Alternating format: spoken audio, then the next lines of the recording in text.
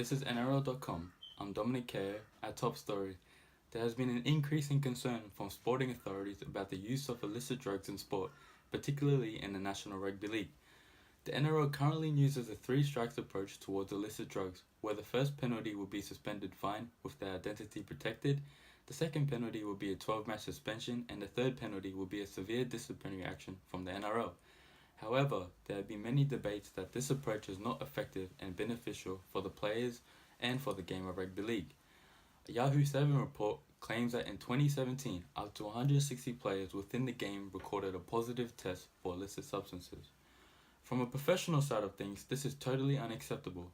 Therefore, I believe that it is time for the NRL to change its current approach and policy towards illicit drugs and enforce harsher penalties to protect athletes and improve the influence that they have on society. An article in 2017 from the Sydney Morning Herald explained that rugby league legend Peter Sterling wants tougher penalties for NRL drug users. He stated that the damage that it does to the brand in our game has to be reflected in the penalties that we hand out.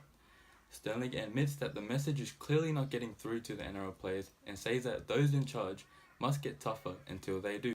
Most of these illicit drugs are illegal in Australia, so why is it that athletes are allowed to abuse the use of illegal substances and be given second chances?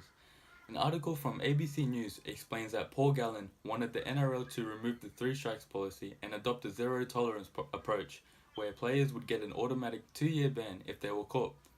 This approach would make players think twice and consider the consequences of their actions and how could it destroy their careers. On the other hand, the 3 strikes approach gives players multiple warnings and penalties before they even receive serious consequences. Donovan et al. 2002 talks about the athletes' attitudes to drugs in sport and stated that athletes consider the implications of their behavior before they act. So in this case, maybe athletes are considering that if they are given 3 strikes, that means they are pretty much getting 2 chances to try and avoid the third and final strike. A prime example of an athlete taking the 3 strikes approach for granted is former Cronulla Sharks player Ben Barber. An article in 2016 from ABC News explains that he tested positive to cocaine after their grand final win, meaning that he had already been tested positive in the past, but under the first strike rule, his identity was protected. An issue like this has a major impact towards people that follow the game of rugby league. Athletes that use these substances can create a negative influence which affects the way society perceives the game of rugby league. This is where the Functionalist Theory comes into effect regarding the use of illicit drugs in the NRL. According to Mooney, Knox and Snutt, 2007, the Functionalist Theory is a structure where an individual's attributes come together to work in unity to sustain an equilibrium. This theory is similar to the human body, as the body relies on the heart to pump blood around to organs like the lungs and brain in order for the body to function. In regard to the NRL, everyone has a role that contributes to the reputation of the game. Therefore, if a player fails to abide by their contract and rules, this will create an unbalanced structure to the game. This will then cause further consequences as it creates a negative view not only on the team and their players, but also the game of rugby league overall. This type of negativity from the game can have a significant impact on children that look up to NRL players as role models. Peterson, 2010, states that athletes should be banned from using drugs because if they are allowed to use such drugs, they will encourage or cause youngsters who look up to them to use drugs in a way that could be harmful. In my opinion, the NRL needs to consider the influence that players have on society, because if athletes are using illicit drugs in the NRL, children may view this as a requirement to excel in the sport of rugby league, which is not the right pathway for children to be heading.